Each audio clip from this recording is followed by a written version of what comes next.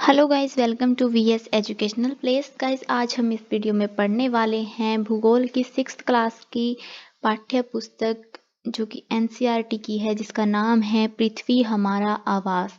चलिए आइए गाइस, इस बुक को शुरुआत करते हैं इस चैप्टर के साथ। इस चैप्टर में हम जानेंगे सौर मंडल में पृथ्वी। अगर आपके पास ये बुक अवेलेबल नहीं है तो आप इसे एनसीईआरटी की ऑफिशियल वेबसाइट से डाउनलोड कर सकते हैं। इस बार कोड को भी स्कैन कर सकते हैं, इससे भी आप इस बुक को डाउनलोड कर पाएंगे। आपको डिस्क्रिप्शन में बुक का लिंक मिल जाएगा, आप वहां से भी डाउनलोड कर सकते हैं। चलिए आइए गाइस, शुरुआत करते हैं इस बुक की। एनसीईआरटी की ये बुक है, 6th क्लास का पाठ्यक्रम यहाँ से शुरू होता है। किसी भी एग्जाम की शुरुआत करने से पहले बेसिक एनसीईआरटी पढ़ना ज़रूरी होता है। चलिए आइए गाइस, शुरू करते हैं सौरमंडल में पृथ्वी। चैप्टर 1। सूर्यास्त के बाद आकाश को देखना कितना अच्छा लगता है। आसमान में पहले एक या दो चमकते बिंदु ही दिखाई देते हैं, लेकिन बाद में संख्या बढ़ जाती है। आप उनकी गणना नहीं कर सकते, यानी कि हम उन्हें नहीं गिन सकते। संपूर्ण आकाश छोटी छोटी चमकदार वस्तुओं से भर जाता है, जिनमें से कुछ चमकीले होते हैं, कुछ धुंधले होते हैं। ऐसा प्रतीत होता है मानो आकाश में हीरे जड़े हों। इनमें से कुछ टिमटिमाते प्रतीत होते हैं, लेकिन अगर आप उनको ध्यान से देखेंगे तो आप पाएंगे कि इनमें से कुछ की टिमटिमाहट अन्य से अलग है। ये बिना किसी टिमटिमाहट के चंद्रमा के समान चमकते हैं। इन चमकीली वस्तुओं के साथ आप लगभग प्रतिदिन चंद्रमा को भी देखते हैं। यह अलग अलग समय में अलग अलग आकार का दिखता है, अलग स्थिति में दिखाई पड़ता है। आप पूर्ण चंद्रमा को लगभग 1 महीने बाद पूर्णिमा के दिन देखते हैं। उस दिन पूर्ण चंद्रमा वाली रात होती है। 15 दिनों के बाद आप इसे नहीं देख सकते। यह नए चंद्रमा की रात्रि या फिर अमावस्या होती है। ऐसी रात में अगर आसमान साफ है तो आप आसमान का अवलोकन अच्छी तरह से कर सकते हैं।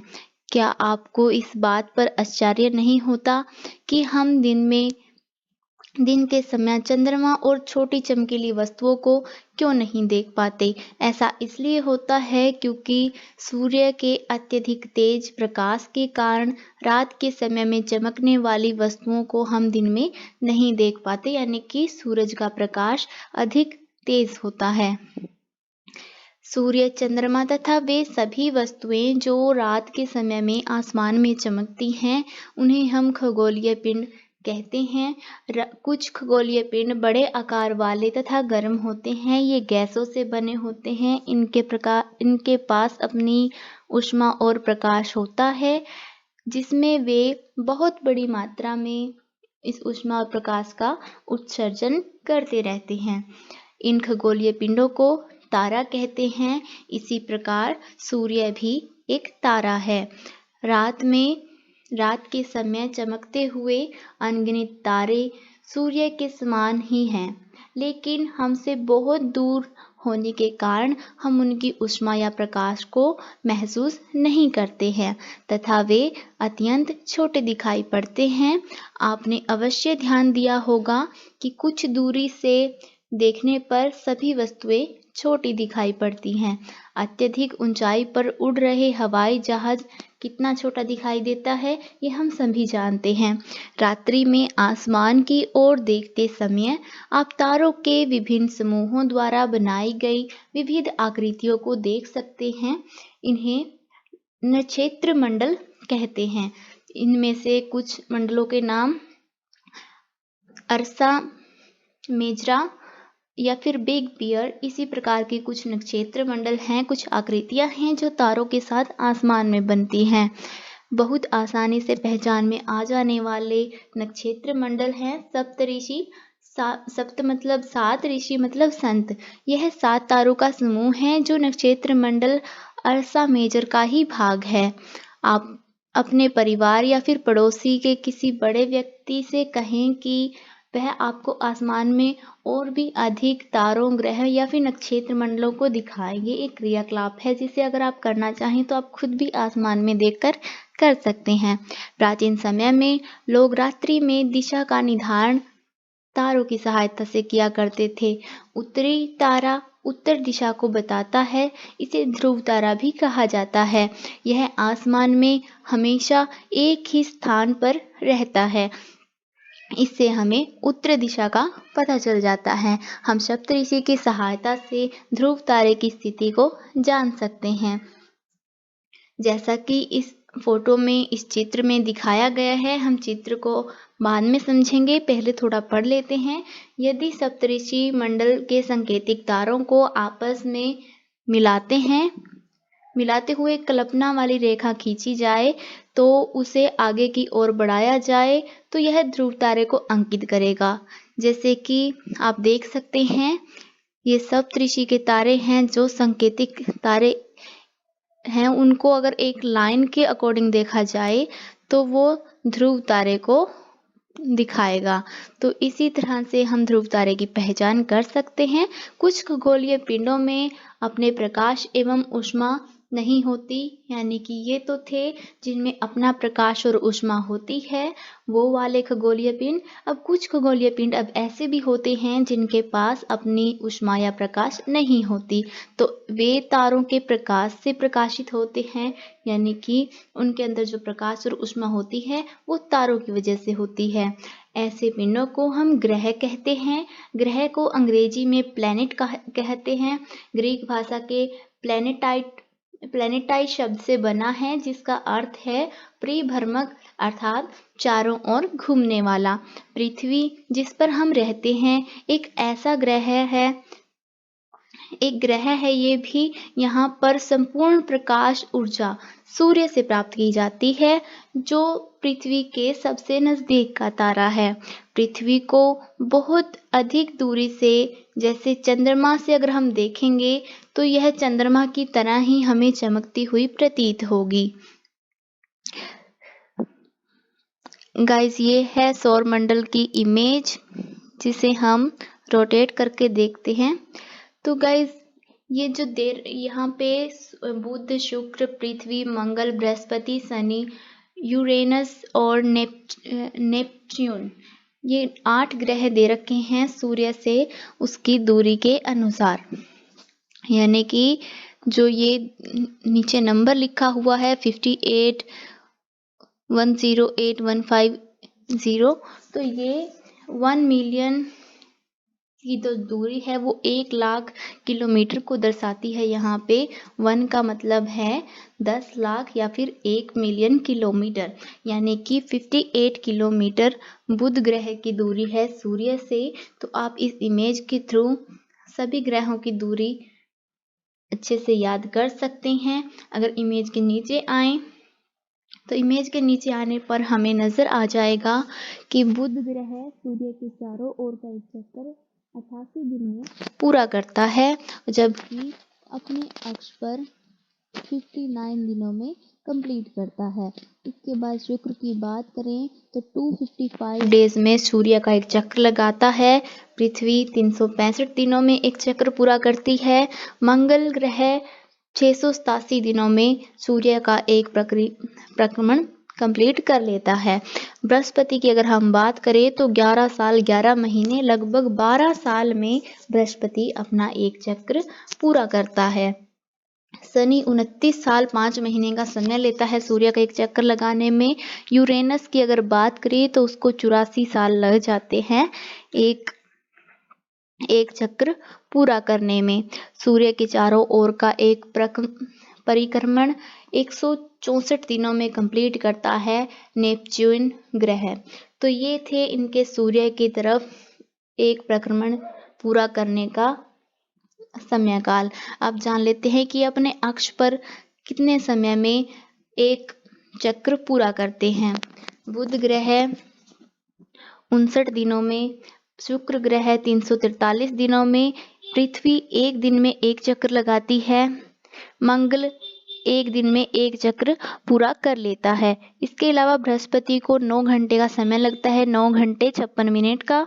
शनि को 10 घंटे 40 मिनट का समय लगता है एक अक्ष पूरा करने में, यानी कि अपने ही स्थान पर घूमने में। यूरेनस 17 घंटे 14 मिनट में एक चक्र पूरा करता है। नेपच्यून ग्रह अपने अक्ष पर 16 घंटे 7 मिनट में एक चक्कर लगा लेता है। इसी तरह आपको इसमें से याद कर लेने हैं, एग्जाम में आने वाले क्वेश्चंस मैक्सिमम इन्हीं में से आते हैं। अगर हम चंद्रमा की बात करें तो पृथ्वी और मंगल के पास एक प्राकृतिक रूप से उपग्रह है जिसे हम चंद्रमा के नाम से जानते हैं। बृहस्पति के पास और शनि ग्रह के पास लगभग 53 चंद्रमा मिल जाएंगे। चंद्रमा उपग्रह को कहा गया है यहाँ पे हमें बृहस्पति और शनि में लगभग 53 उपग्रह मिल जाएंगे। यूरेनस में हमें लगभग 27 उपग्रह और नेपच्यून में लगभग 13 उपग्रह प्राकृतिक रूप से मौजूद हैं। अगर हम आगे चले तो आगे हम इसी बारे में बहुत सारी डिटेल में जानकारी हासिल करेंगे। आसमान में दिखने वाला चंद्रमा एक उपग्रह है। यह हमारी पृथ्वी का सहचर है। इसके चारों ओर चक्कर लगाता है। हमारी पृथ्वी के समान 7 अन्य ग्रह हैं जो सूर्य से प्रकाश और ऊष्मा लेते हैं। उनके पास भी अपने अपने चंद्रमा हैं जिनके बारे में हमने अभी पढ़ लिया। सौरमंडल। सौरमंडल का नाम के बारे में ही जान लेते हैं सबसे पहले कि ये नाम क्यों रखा गया। तो पौराणिक रोमन कहानियों में सोल सूर्य देवता को कहा जाता था। सौर शब्द का अर्थ है सूर्य से संबंधित, इसलिए सूर्य के परिवार को सौरमंडल अर्थात सौर सिस्टम कहा जाता है। सौर शब्द का उपयोग करते हुए और अधिक शब्द बनाने का प्रयास कीजिए। ये क्रियाकलाप है, आप करना चाहें तो कर सकते हैं। सौरमंडल। सौरमंडल का अर्थ क्या है? सूर्य, 8 ग्रह, उपग्रह और कुछ अन्य खगोलीय पिंड जैसे कि क्षुद्र ग्रह, उल्का पिंड ये सौरमंडल का निर्माण करते हैं। उसे हम सौर परिवार का नाम देते हैं जिसका मुख्य सूर्य होता है। तो आइए सबसे पहले सूर्य के बारे में ही जान लेते हैं। सूर्य सौरमंडल के केंद्र में स्थित है। यह बहुत बड़ा है एवं अत्यधिक गर्म गैसों से बना है। इसका खिंचाव बल इससे सौरमंडल को बांधे रखता है और सूर्य सौरमंडल के प्रकाश एवं ऊष्मा का एकत्रित स्रोत है। लेकिन हम इसके अत्यधिक तेज ऊष्मा और को महसूस नहीं करते हैं क्योंकि सबसे नजदीक का तारा होने के बावजूद भी ये हमसे बहुत दूर है। सूर्य पृथ्वी से लगभग 15 करोड़ किलोमीटर दूर है। तो ग्रहों की बात कर लेते हैं। अलग अलग 8 ग्रह सौरमंडल में मौजूद हैं। सूर्य से दूरी के अनुसार हमने अभी उनके बारे में जाना।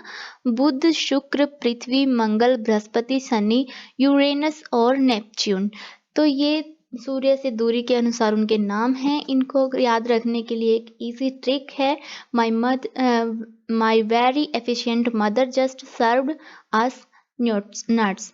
तो ये इंग्लिश नेम्स को याद करने की इजी ट्रिक है जिसमें जो हाईलाइट वर्ड्स हैं उनको हम मरकरी, वीनस, अर्थ, मार्स, जुपिटर, सैटर्न और यूरेनस और नेपच्यून के नाम से याद कर सकते हैं अगर आप इंग्लिश नाम याद करना चाहें तो।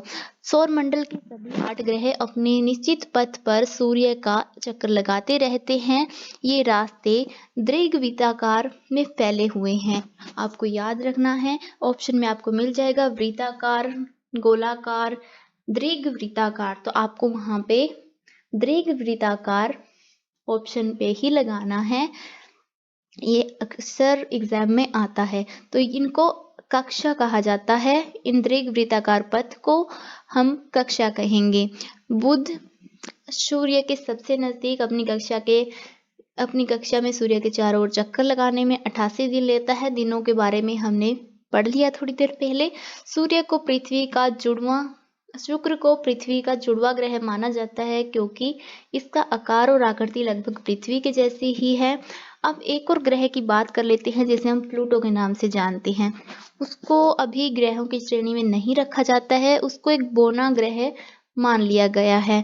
परंतु अंतर्राष्ट्रीय खगोलीय संगठन ने अपनी बैठक जो कि अगस्त 2006 में हुई थी उसमें निर्णय लिया था कि ये अन्य खगोलीय पिंड है, एक बौने ग्रह के रूप में इसको रखेंगे क्योंकि ये सूर्य का पूरा चक्र नहीं लगाता है। इसके पीछे का कारण ये था। क्या आप जानते हैं कि रात में आसमान को देखकर मनुष्य हमेशा मोहित क्यों हो जाता है? खगोलीय पिंड एवं उसकी गतियों से संबंध में अध्ययन करने वालों को खगोल शास्त्री कहते हैं। और आर्यभट्ट प्राचीन भारत के प्रसिद्ध खगोल शास्त्री थे। उन्होंने कहा था, सभी ग्रह तथा चंद्रमा परिवर्तित सूर्य प्रकाश के कारण चमकते हैं। आज विश्व के सभी भागों में खगोलविद ब्रह्मांड के रहस्य को खोजने में लगे हुए हैं। तो ये भी इम्पोर्टेंट है, एग्जाम में आता है। अब बात कर लेते हैं पृथ्वी की। सूर्य से दूरी के हिसाब से पृथ्वी तीसरा ग्रह है। आकार में यह 5वां सबसे बड़ा ग्रह है। इसके ध्रुवों के पास से थोड़ी चपटी है, जिसके कारण इसे भू-आब कहा जाता है। भू-आब का अर्थ है पृथ्वी के समान आकार। जिस जीवन के अनुकूल परिस्थिति है यहाँ पर केवल पृथ्वी पर ही ऐसी परिस्थितियां पाई जाती हैं। पृथ्वी न तो अधिक गर्म है न अधिक ठंडी है। यहाँ पानी और वायु उपस्थित हैं, जो हमारे जीवन के लिए आवश्यक हैं। वायु में जीवन के लिए आवश्यक गैसें जैसे कि ऑक्सीजन, इन्हीं कारणों से पृथ्वी सौरमंडल का सबसे अद्भुत ग्रह है। अंतरिक्ष से देखने पर पृथ्वी नीले रंग की दिखाई पड़ती है, क्योंकि इसके 2/3 सतह पानी से ढकी हुई है, इसलिए इसे नीला ग्रह भी कहा जाता है। अब एक साइड वाला पोर्शन पढ़ना जरूरी है, इसको भी पढ़ लेते हैं। क्या आप जानते हैं प्रकाश की गति लगभग 3 लाख किलोमीटर प्रति सेकंड है? इस गति के बावजूद सूर्य के प्रकाश को पृथ्वी पर पहुंचने के लिए 8 मिनट तक का समय लगता है। ये इम्पोर्टेंट है एग्जाम्स के लिए। रोचक तथ्य हम बाद में पढ़ेंगे, पहले चंद्रमा के बारे में जान लेते हैं।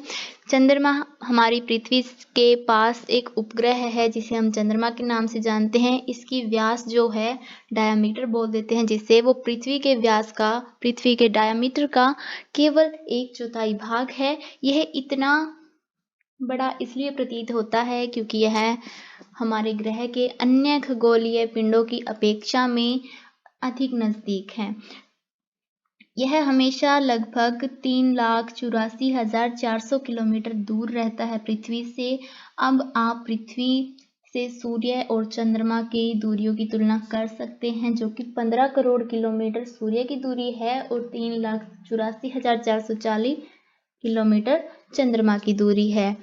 नील आर्मस्ट्रॉन्ग ने पहली बार चंद्रमा पर 20 जुलाई 1969 में पैर रखा था, यानी कि सबसे पहले भारत पर गए थे। तो आप पता लगाने की कोशिश कीजिए कि भारतीय में से सबसे पहले कौन चंद्रमा पर गया था। ये आपके लिए क्वेश्चन है। उपग्रह एक खगोलीय पिंड है जो ग्रहों के चारों ओर चक्कर लगाते हैं, उसी प्रकार चक्कर लगाते हैं जिस प्रकार सूर्य के चारों ओर सभी ग्रह चक्कर लगाते हैं। अब आ जाती है मानव निर्मित उपग्रह। ये तो थे प्राकृतिक उपग्रह, जो प्राकृतिक रूप से पृथ्वी के या फिर अन्य ग्रहों की ओर चक्कर लगाते हैं। अब मानव निर्मित उपग्रह कृत्रिम पिंड होते हैं, जो वैज्ञानिकों द्वारा बनाए गए होते हैं और ब्रह्मांड की जानकारी लेने के लिए इनका निर्माण किया जाता है। पृथ्वी पर संचार के माध्यम के लिए भी इनको बनाया गया है। रॉकेट के माध्यम से अंतरिक्ष में भेजा जाता है, पृथ्वी की कक्षा में स्थापित कर दिया जाता है, जहां पर ये पृथ्वी का राउंड लगाना शुरू कर देते हैं। अंतरिक्ष में उपस्थित कुछ भारतीय उपग्रह जो भारत ने भेजे हैं, भारत ने सेट कर रखे हैं अंतरिक्ष में, वो हैं इनसेट, IRS, एडूसेट। तो ये नाम याद कर लेने हैं, इनमें से भी क्वेश्चन जरूर आता है।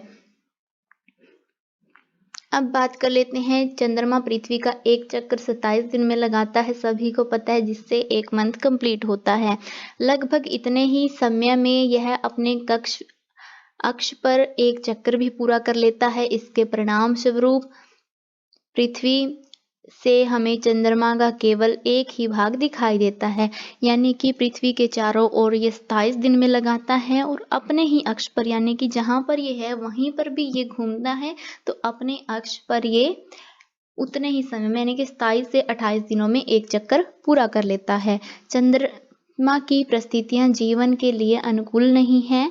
इसकी सतह पर पर्वत मैदान गड्ढे जो चंद्रमा की सतह पर छाया बनाते हैं। पूर्णिमा के दिन हम इस छाया को देख भी सकते हैं।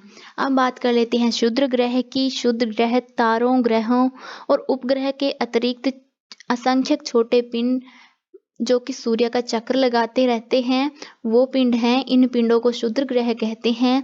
ये मंगल तथा बृहस्पति की कक्षाओं के बीच में पाए जाते हैं। वैज्ञानिकों के अनुसार क्षुद्र ग्रह के ही भाग होते हैं जो टूटकर अलग हो जाते हैं, जो कि बहुत वर्ष पहले विस्फोटों के बाद ग्रहों से टूटकर अलग हो गए थे। उल्का पिंड की अगर बात करें तो उल्का पिंड सूर्य के चारों ओर चक्कर लगाने वाले पत्थर के छोटे छोटे टुकड़ों को उल्का पिंड कहते हैं। कभी कभी उल्का पिंड पृथ्वी के इतने नजदीक आ जाते हैं कि इनकी प्रवृत्ति पृथ्वी पर गिरने की होती है। इस प्रक्रिया के दौरान वायु के साथ घर्षण करके ये गर्म होकर जल जाते हैं। कई बार नहीं जल पाते तो ये पृथ्वी पर गिरकर वहां पर धरातल पर गड्ढे का निर्माण कर देते हैं। क्या आपने तारों वाले खुले आकाश को में देखा होगा, एक ओर से दूसरी ओर फैली हुई चौड़ी सफेद पट्टी की तरह बनी हुई एक रास्ता देखा होगा। यह लाखों तारों का समूह है। यह पट्टी आकाशगंगा या फिर मिल्की वे है। हमारा सौरमंडल इसी आकाशगंगा का एक भाग है। प्राचीन भारत में इसकी तुलना आकाश में प्रकाश की बहती नदी के रूप में की गई थी। इस प्रकार इसका नाम आकाशगंगा पड़ा था। आकाशगंगा करोड़ों तारों, बादलों तथा गैसों की एक प्रणाली है।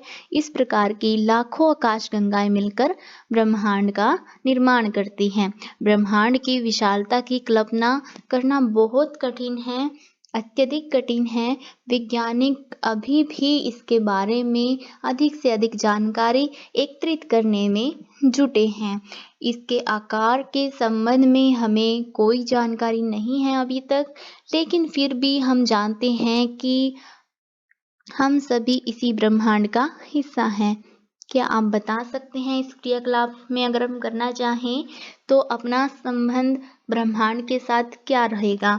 आप पृथ्वी पर हैं तथा पृथ्वी सौरमंडल का भाग है। सौरमंडल आकाशगंगा यानी कि मिल्की वे, जो कि आकाशगंगा का नाम है, मिल्की वे का ही एक भाग है, जो कि ब्रह्मांड का एक हिस्सा है। तो ब्रह्मांड से जुड़े हुए इस तथ्य के बारे में आप विचार कीजिए। इससे लाखों आकाशगंगाएं मौजूद हैं इस ब्रह्मांड में। तो आप चित्र के द्वारा समझ सकते हैं कि कितनी सारी आकाशगंगाएं होंगी। तो गाइस, इसी के साथ ये पूरा चैप्टर खत्म होता है। उम्मीद है आपको ये पूरा चैप्टर समझ आया होगा। आइए अब थोड़ी इसके अभ्यास कर लेते हैं। तारों और ग्रह में क्या अंतर है ये हम पढ़ चुके हैं, तो आप करने में सक्षम होंगे। सौरमंडल से आप क्या समझते हैं ये भी हमने कर लिया है, तो आप ये भी आसानी से कर पाएंगे। सूर्य से उनकी दूरी के अनुसार सभी ग्रहों के नाम लिखिए, तो ये भी बहुत ही इजी है, आप कर लेंगे। इस वीडियो में मैंने बता दिया है। पृथ्वी को अद्भुत ग्रह क्यों कहा जाता है ये भी हमने पढ़ लिया।